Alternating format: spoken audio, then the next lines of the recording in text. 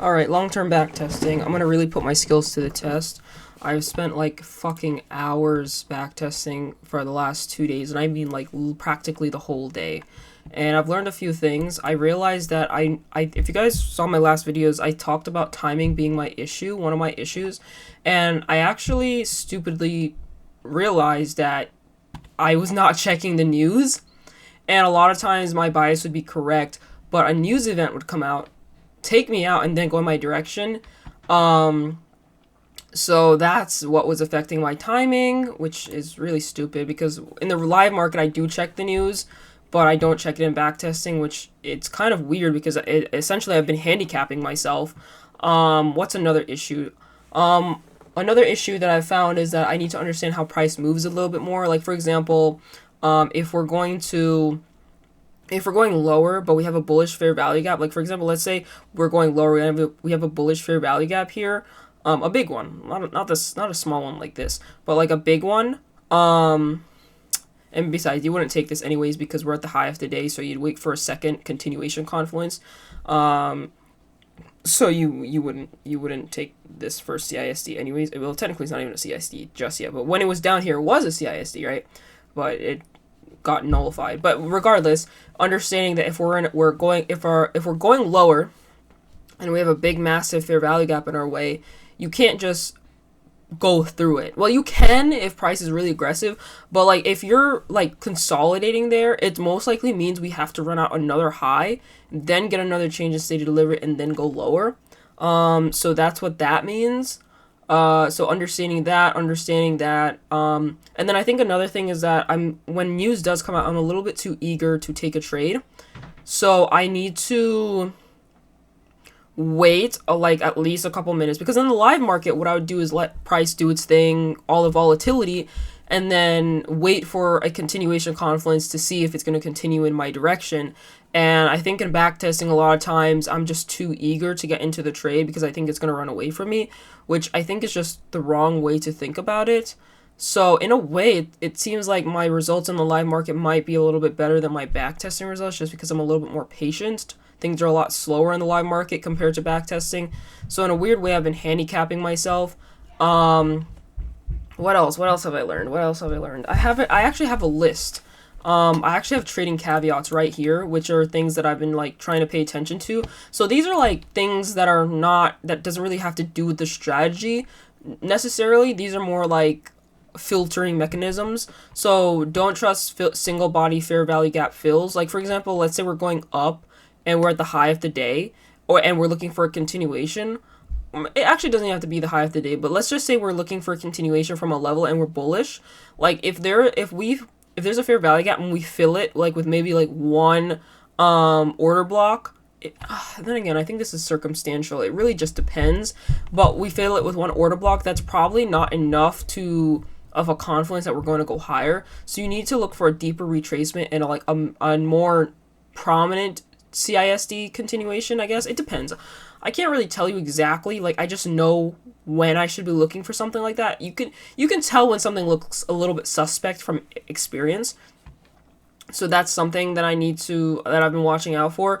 Wait for a sweep and another CISD OB. Yeah, so this is basically what you do. Wait for a sweep. Next thing, don't short at the lowest point of the day. You want to wait for a prominent, kind of like the same thing as this. You want to wait for a more prominent retracement back into like maybe a higher time frame fair value gap, like a 50-minute, and then wait for another model to present itself, then take a short. So you don't want to like short at the lowest point of the day without like a prominent retracement and a prominent like swing point. You know what I mean? You want to trade away from relevant swing points, and I think that's another thing that I really want to work on. So trade away from relevant swing points. Trade away from relevant swing points. Don't long at the highest point of the day. Trade away, same thing. Trade away from relevant swing points. So yeah. So then also if shorting and your entry is blocked by an opposing fair value gap. So this is what I was talking about. Like let's say if you're shorting and you end up in a bullish fair value gap, you don't want to short while you're in the fair value gap, because more likely than not you're going to be manipulated out of that trade. So what you want to do is wait for another sweep of a high near that fair value gap. Like, let's say it's a consolidation. You want to wait for that consolidation within the fair value gap to be swept again, and then look for a change in state of delivery through the fair value gap. So a lot of times my bias, so this is what I'm talking about. A lot of times my bias will be correct, but there's just things in my way that are keeping me from being profitable. This is one of them. This is actually a big one. Waiting for like prominent sweeps, prominent retracements to then continue in the direction I intend. Not trusting like little fair value gaps, not like little order blocks from a fair value gap, and waiting for a prominent sweep. Another one is you can sometimes trust very small order blocks, but it depends on the circumstance. So if bias gets invalidated and we're switching bias, wait for a 50-minute positional plus 50-minute fair value gap sweep. So basically what I'm trying to say here is, if my trade gets invalidated, I can only validate that trade on the 50-minute. I can't look at the 5-minute, the 3-minute, or whatever and be like, we're invalidating the trade and we're going to... No. I need to see a model on the 50-minute, a prominent model on the 50-minute that says we're going to continue, in the opposite direction. So, things like that. And I think there was one more, but I literally just blanked. What was it? Using premium and discount more.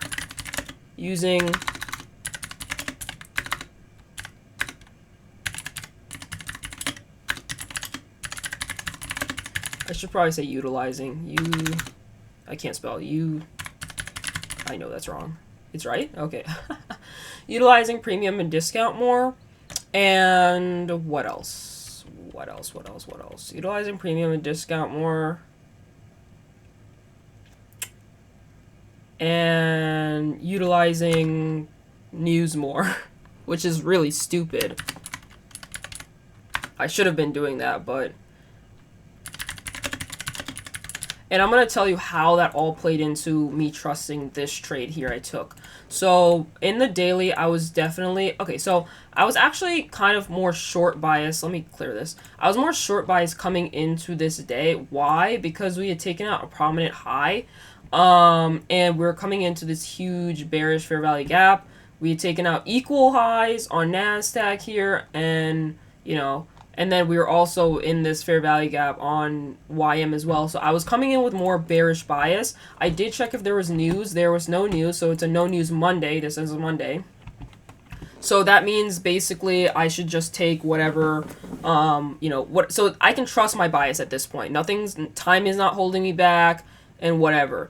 So coming into, obviously I marked out my 1800 candle. I realized that the low of day wasn't even really set with anything. It was a London reversal though, and we did have a change in state of delivery. So this is looking extremely bullish, but as you can see, we tapped into this level here. We tapped into this fair value gap here.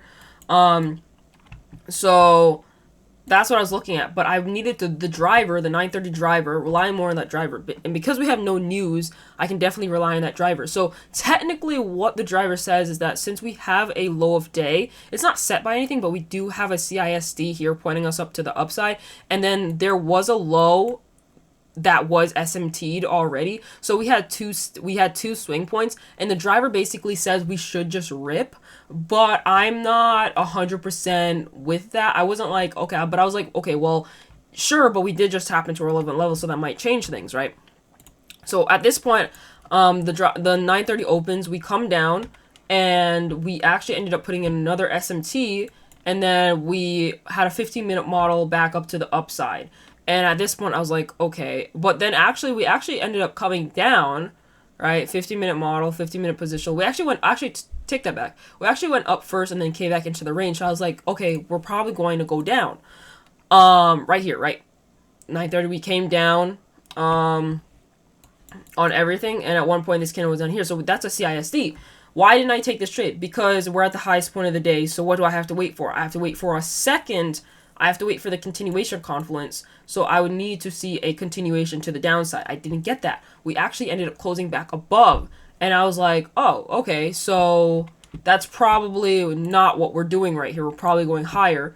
And the driver tells us what we're going to do, right? So at that point, I was like, okay, we're going higher. Lower is not what we're doing. So that's why I ended up taking this trade. And I could trust it. Why could I trust it? Because that's what the driver says that we're going to do. And there's no news. So I shouldn't see any surprise moves in the opposite direction against me. And everything else was aligning. We had a CISD, a higher time for CISD. We had a swing point put in prior to the driver. So with all those confluences, I was like, okay, we're going up. So since there's nothing to the left of us, we're just in a huge fair value gap, I believe, on here. I think we did take out a high on NASDAQ, but since there's no like close high I can see like on the 3-minute or whatever. So I just use standard deviation to figure out when to move my stop to break even. Hits first standard deviation, immediately move my stop to break even. And then I was seeing if it can get up to 1 to 2, which just so happens to align with 2 standard deviation and roughly 2.5 standard deviation. NASDAQ, I also chose NASDAQ because it looked like it was the strongest asset, roughly the strongest asset, yeah. That's what it seems like. So that's why I took this. I was going to make this a backtesting session, but I did kind of just talk about, like, what am I looking at now, what kind of changes I'm being aware of. Like, when I tell you failure is not an option, I have to become a good trader. Everything is relying on this. I've given so much to this for the last 7 months. Like, giving up is not an option. There are people doing amazing things with this, with trading. So I know it's possible, and I'm not giving up. So I'm just going to, like, keep trying to filter out my trades, keep trying to figure out what is holding me back, and just trying to correct my mistakes. I feel like the more and more I do it, it's going to eventually just stick, and the old me will die, and the new me will be reborn, or born? I don't know which one it is. But, yeah, that's basically that. So I'm going to end this here. I might just start a long-term backtesting session, but I'm not 100% sure. I'm still trying to kind of figure out, kind of internalize these new changes, new filter. It's not really changes, just filtering to my trading. But I'm actually, funnily enough, I just started this new session. I took multiple trades because my bias was correct, timing was off, so I ended up taking a loss. Then I saw that the actual move, and then I took the actual move, and the actual move ended up going in my favor. And, so I ended up with 9. So as you can see, like, I get the first trade wrong, but it's a timing issue, so the trade does actually present itself, and then I ended up being in the green. So if I can just get my timing correct, filter better, so basically get my timing more correct. Let's see. Get my timing more accurate, filter better,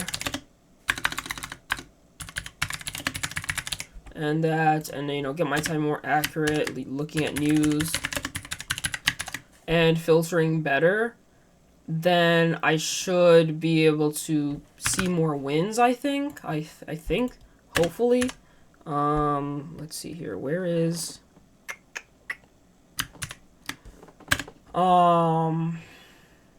better win rate, which I think should lead to a better win rate. And higher R&R. Higher R&R. But we'll see. This is the goal. I think these are my main issues, right? In addition to following these filters. The strategy is not different, right? It's just filtering. The strategy is the same. I'm doing the strategy correct. It's just the filtering that is holding me back, not utilizing news to time my trades better. And yeah. So I'll just have to see how this goes. With that being said, don't forget to like and subscribe. I'll see you guys in the next one.